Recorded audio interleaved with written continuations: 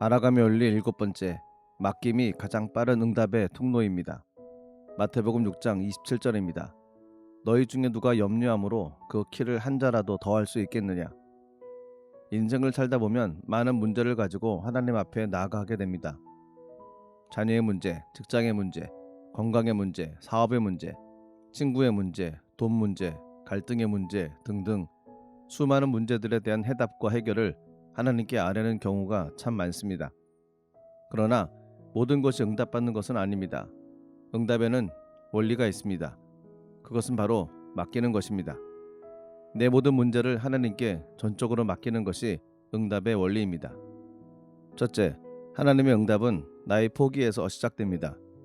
나만 장군은 자신의 문둥병을 고치겠다는 희망으로 먼 길을 떠나 선지자 엘리사에게 왔습니다.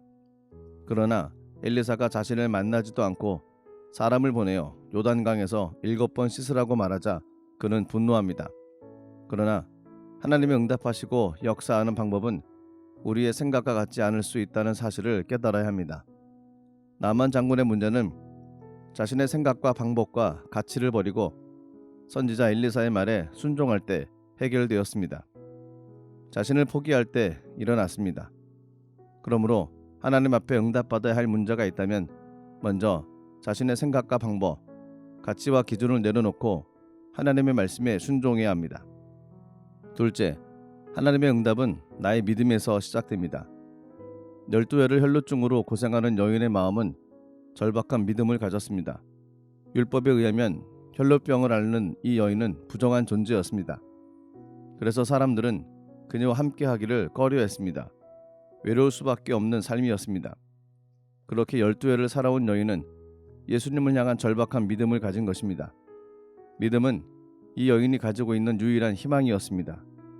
그 믿음을 가지고 예수님 앞에 나아갔을 때 주님은 그 여인을 외면하지 않으시고 응답해 주셨습니다.